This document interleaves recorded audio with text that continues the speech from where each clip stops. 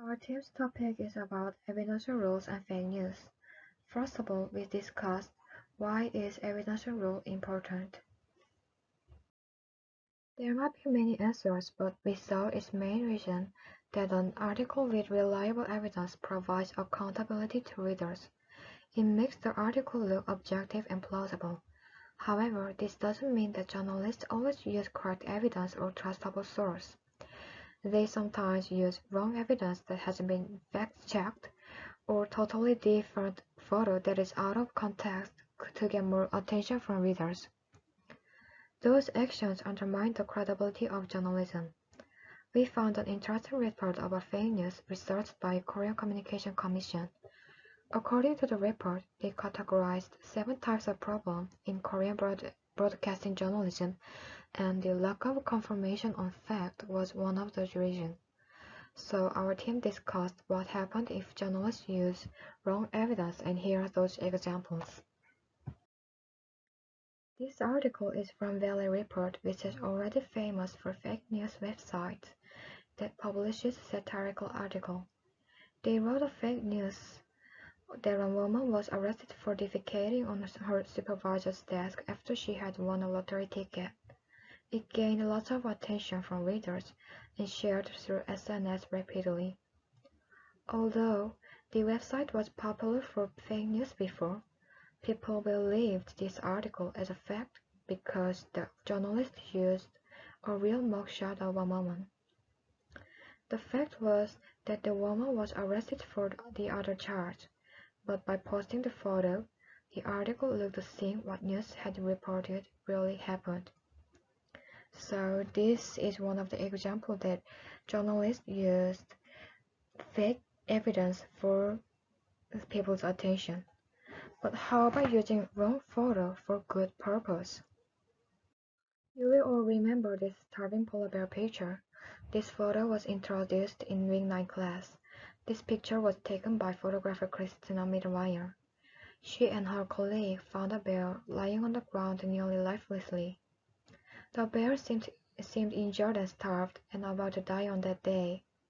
They took photographs and posted on Instagram, writing, "This is what starvation looks like." They urged people to try to reduce carbon footprint, but never said this bear was killed by climate change and there were no objective proof. However, National Geographic posted this video on their website and added subtitles saying, "This is what climate change looks like." They didn't know whether the bear is dying because of climate change or other elements. After National Geographic made definitive connection between climate change and this dying bear, without any grounds, it became the most viewed video on their website. Lots of people got interested in climate changes by this article, but in fact, there were no proof that climate change may have an effect on polar bears' deaths. Some scientists insisted that their population has been increased after Eskimos had stopped hunting polar bears. National Geographic posted this video to get more attention to climate change, which was a good end, but their actions damaged their cause. Same goes to the next photo. This photo was took by Alyssa Mano and shared broadly by WordPress Photo. He put fake food in front of the destitute Indian children. He asked them to cover their eyes and imagine there what they wanted to eat in front of them. The photographer's intention was to show the seriousness of famine in India, but was it really needed to be intentionally directed by a photographer to show people's poverty? Not only this photo, but there have been arguments over emotional appeal by using so much misery in photojournalism. They sometimes intentionally put dirt on clean water to show people children in Africa are drinking tainted water, and sometimes ask children to wear warm clothes to emphasize their misery. They say this was for good purpose, to show people the seriousness of famine, poverty, and war. However, what they did was to put stimulative photos instead of using real ones. This emotional appeal might gain the public interest shortly, But this will make the public tired of this problem and become indifferent. Also, their photos may give a fake impression that the whole Africa or India is impoverished. The journalist's purpose of the photos might have been good for reason, but they didn't thought about the adverse effect. Those three articles were just for introductions.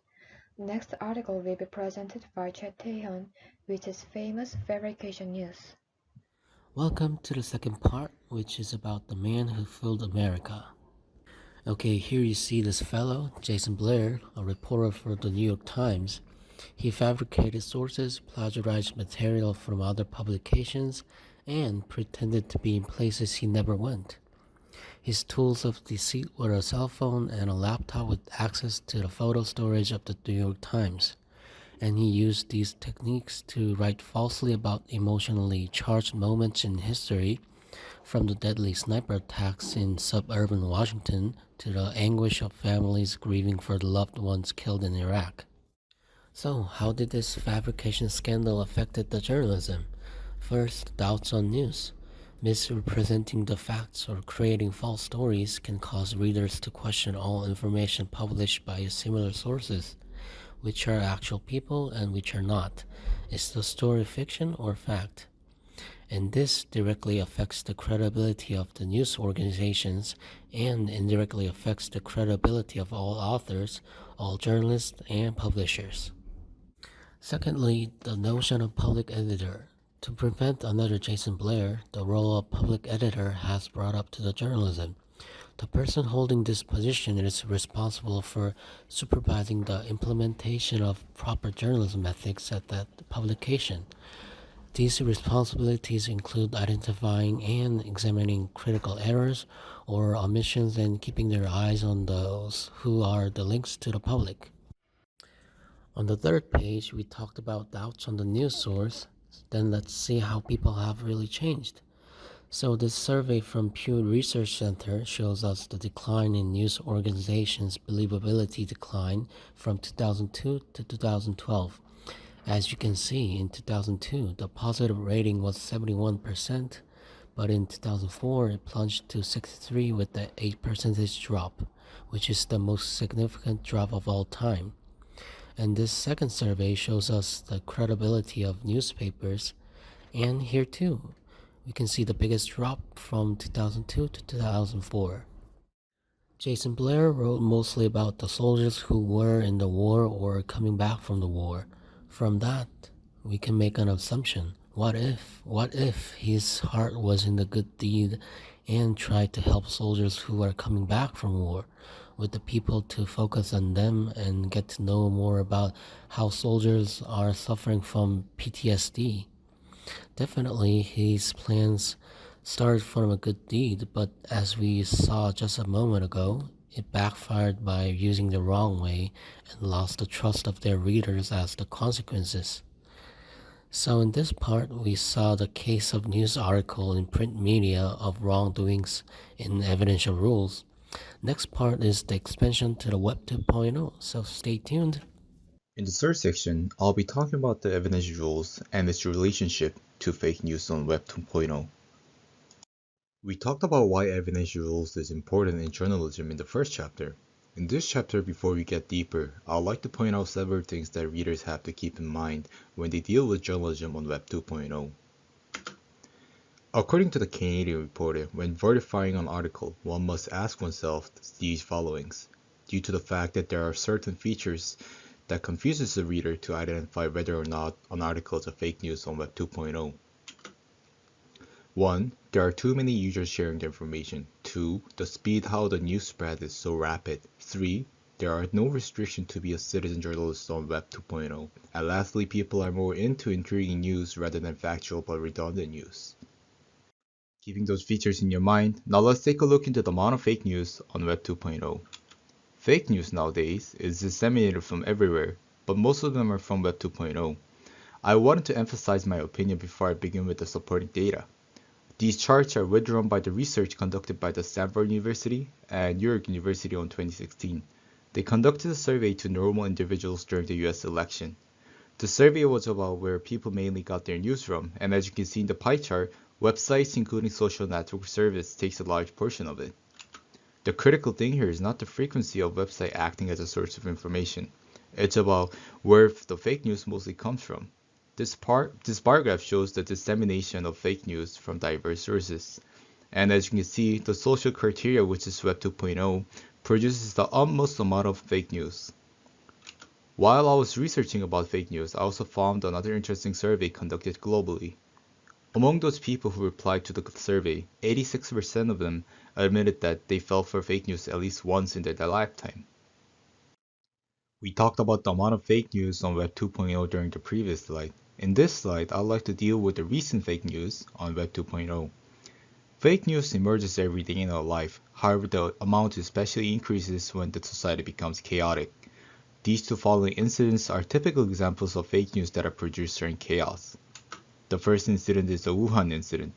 At the beginning stage of COVID-19, enormous amount of fake news were produced from Web 2.0. This incident was the one where a woman dressed as a nurse in Wuhan stating that there are 10,000 people dying a day in China, which turned out to be false. Most of the viewers believed her, but she was nor a nurse nor a citizen in Wuhan. She just wanted to get more views for her YouTube video. Another incident is the mask incident. Fake news about Korean government handing over their masks to Chinese government produced anxiety and fear to citizens dwelling in Korea, which led to panic buying.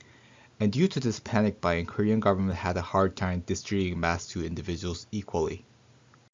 Just like the COVID-19 incidents, fake news influence following emotions to human psychology. 1. Anxiety. 2.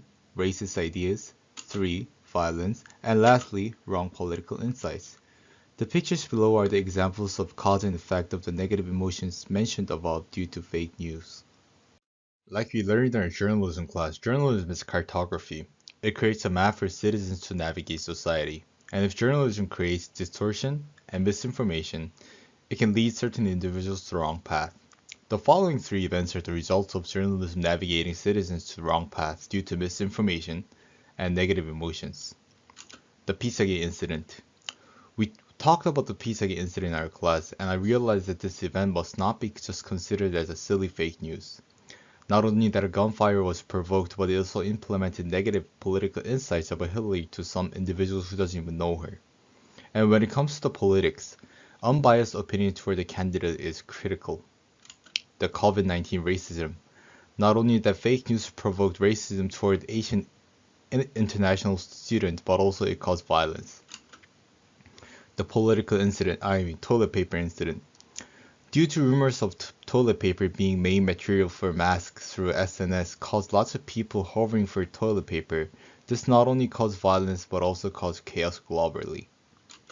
And as you can see throughout our presentation, there are more less than gain about fake news caused by lacking of evidential rules.